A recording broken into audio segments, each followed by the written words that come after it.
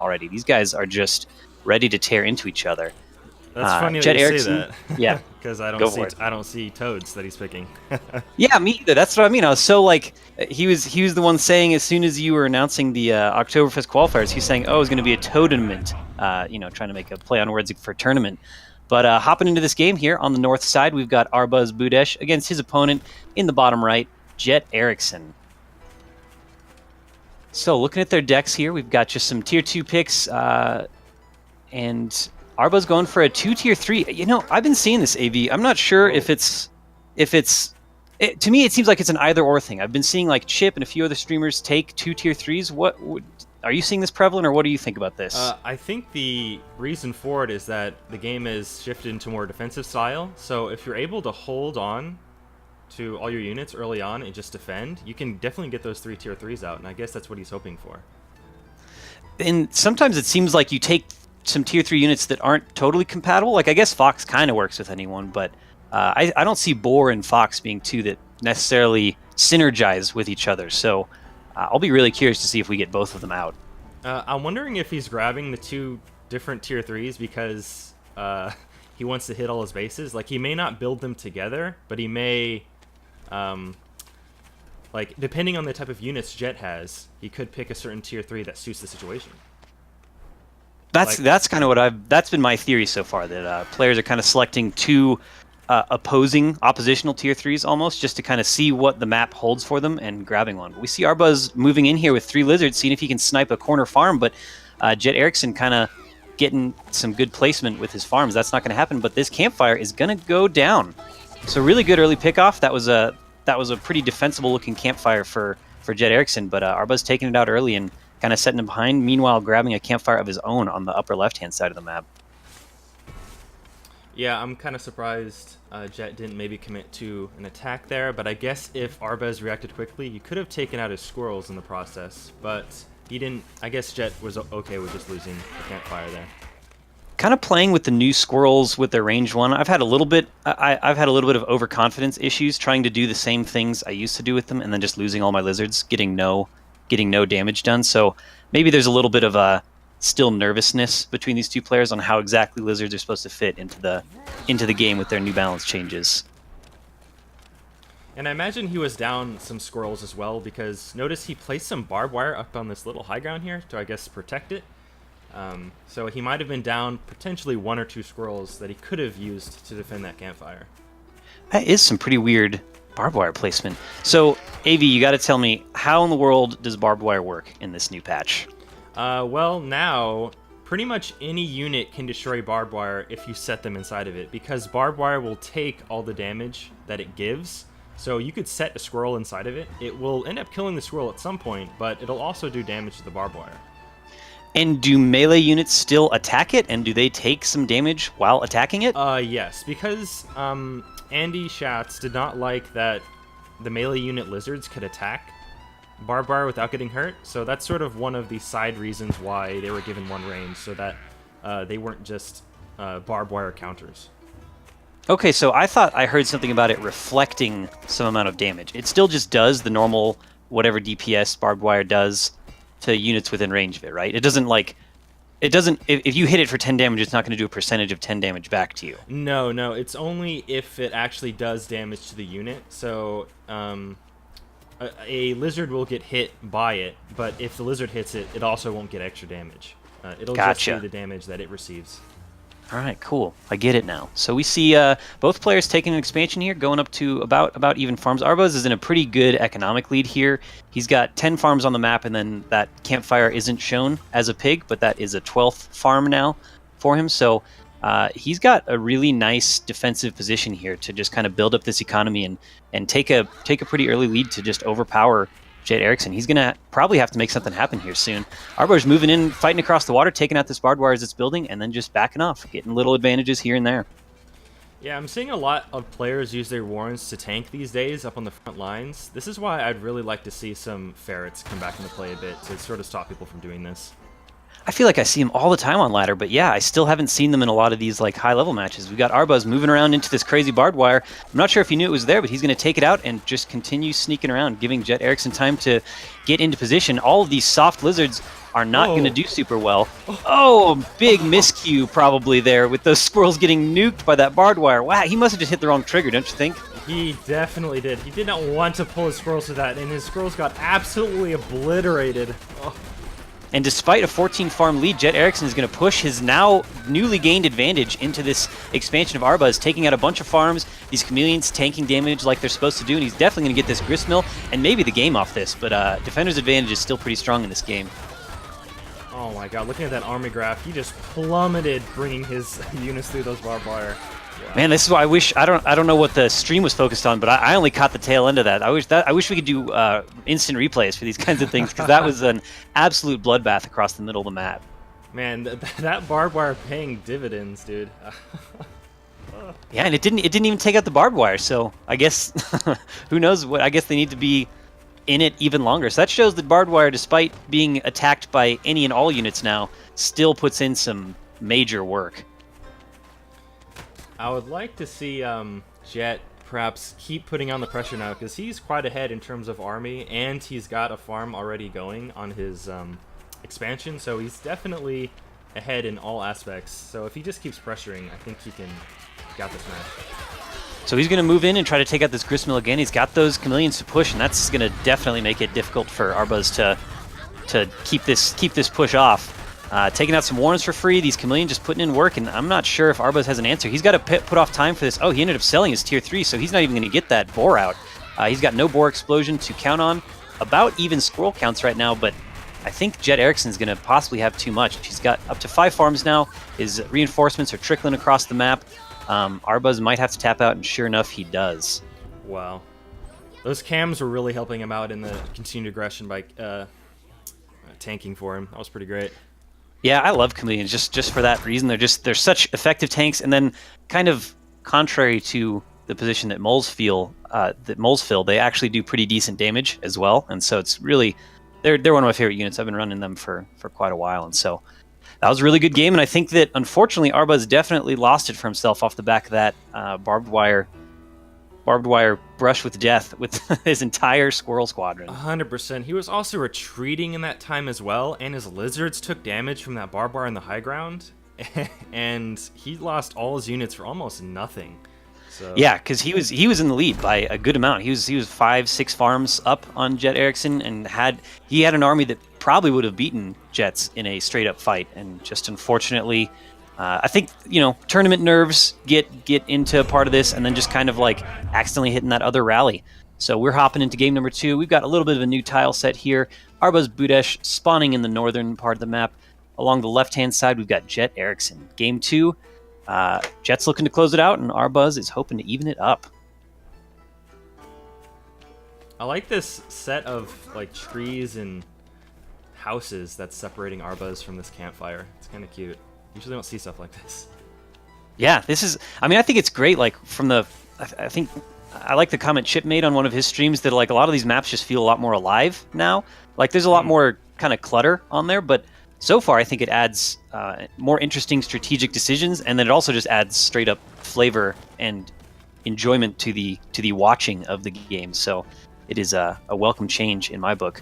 Arbuz this time opting to get 2 different tier 3 units along with the drumfire cannon. So I like this likely defensive style that he's trying to take on with his deck.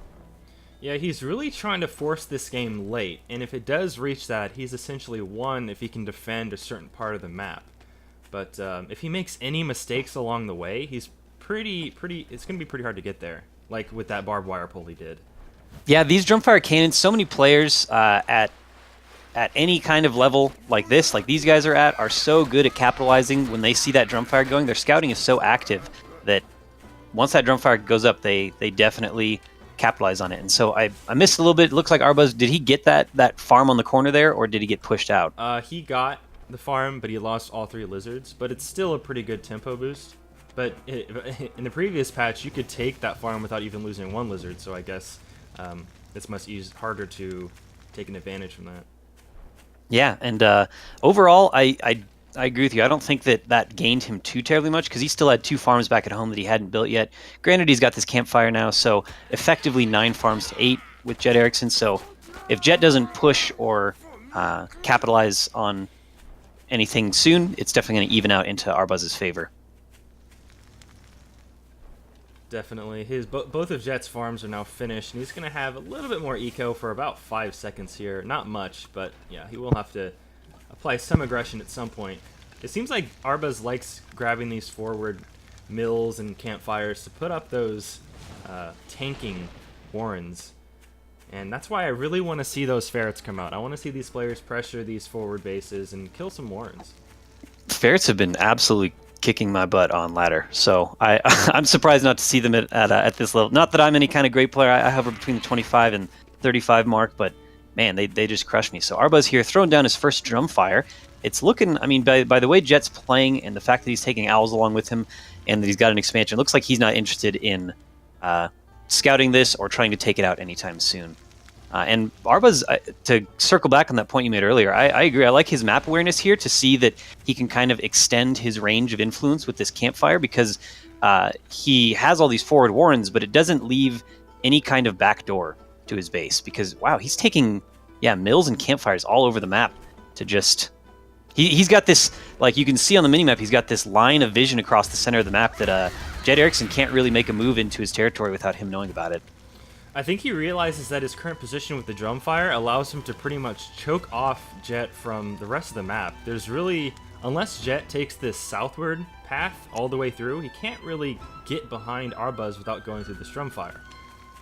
And just having the water being on the kind of JetEriksen side of the map, his mobility and ability to take these expansions in a comfortable way is just going to be way more limited than Arbuz. And so usually when we see players in this kind of position, Jet should have a little flag going off in his head that he needs to make something happen, and he's going to try to do that and sneak these squirrels along this territory. But Arbuz is going to find it and get in there in time, and that drumfire is definitely going to put on some serious damage.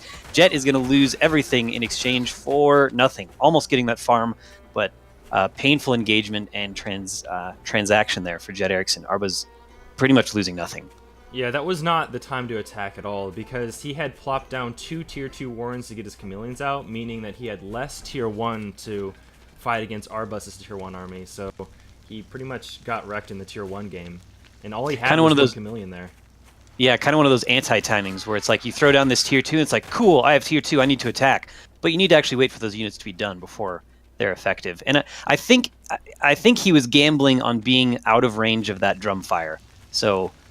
it was definitely a close call, but engaging just a little bit into Arbuz's army on that high ground brought them into range, and they got taken out pretty handily by that insane defensive structure. Yeah, he was out of range for a little bit, but as soon as he hit that little bend where the broken down house is, he started getting destroyed from the high ground. Yeah. I mean, he was even attacking into the high ground in the first place, and he did have pigeons, but still. Pretty tough engagement for him. So Arbuz here gonna push his advantage economically and otherwise, throwing down an owl and a badger and some falcons coming out. So he's getting some seriously heavy machinery coming out here in a little bit, and I'm a little worried about JetEriksen's response. But if Arbuz waits, JetEriksen's getting 2 owls of his own, and that 2 owls, I mean, if they get some time to build up, they can hold off a pretty decent force. Granted, they can't attack air, so those falcons will be useful, but they might be effective if this game goes on long enough. Now, to remind everyone, the owl in this patch still has the owl bomb, but it's now down from 6 to 3 mice. But the owl now spits out 12 mice at a time. Or, I mean, you can have up to a max of 12, up from 6.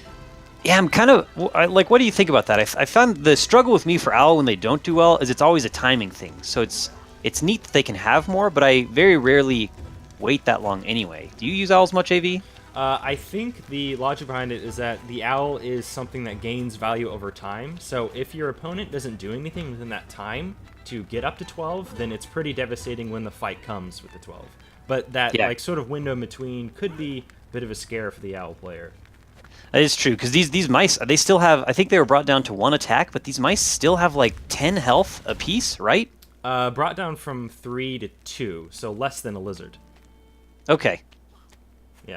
for their attack, but their HP is still the same. I think that wouldn't have changed. That thing, because they're tanky. They're way tankier than you'd think, considering they're supposed to be like, you know, half dead mice. They've got way more health than you might predict. So Jet is going all in on these owls. He's going up to 5 owls. I'm not even sure if he's gonna have money fast enough to be producing these, but man, if he can get these owls going, he's gonna make a push up here on the north side by that drum fire. Definitely gonna get a Warren and maybe a couple of tier 1s for free, but these mice from Arbuz are just going to respond in kind, getting a little bit taken out by this barbed wire, but overall, Jet's just got way more stuff. This Badger laying down some serious hurt with its DPS, and I still think, though Jet was able to keep all of his owls, that was definitely a strong show of force coming out of Arbuz. The Badger addition to the tier 3 is actually pretty good, because in the owl versus owl matchup, it's kind of silly seeing the mice versus mice, but I think the Badger ekes out just enough DPS to sort of help out killing those mice. Wow. I think so too, and definitely the mice from Arbuz kind of creating a buffer for the Badger to really get spun up, and you see that he's just taking the upper hand on these agreeably silly mice-on-mice battles. The Arbuz seems to be able to clear them out pretty easily with his high DPS and these drum fires for support. The Jet's just having a really hard time finding a good way to engage in here, and Arbuz is now going to push in, having hardly any mice right now out for JetEriksen. He's going to clear out all the tier 1, and all Jet has right now are these 5 owls and whatever mice they can produce, whereas Arbuz has just got the entire world, and I didn't even see he's got 16 falcons. I didn't even see that he placed those down. He's going to walk over JetEriksen pretty easily on that one. Yeah, so a pretty good second showing there. Yeah, Arbuz was just too far ahead in economy that entire time. I think he did a good job of sectioning off the map, and then obviously that really tough engagement from Jet. Each of these players have kind of lost the game off of one really bad engagement. Yeah, that one engagement when he didn't have his cams out and he put down those Warrens before even getting them, really. And then he was just behind that entire time. He didn't apply aggression early enough on that campfire position, and Arbuz just took advantage of that. Definitely. Got to beware of those anti-timings. I've definitely fallen prey to it. It's like the building doesn't help you until it has units. So, all right, we are hopping into our deciding match on a very interesting layout here. On the bottom side, we've got Arbuz against his opponent. On the right-hand side, JetEriksen, kind of spawning this wide open swampland. Another new tile set as of the new patch last week. It's really nice seeing these. I love it. Yeah, it adds to the eyes a bit.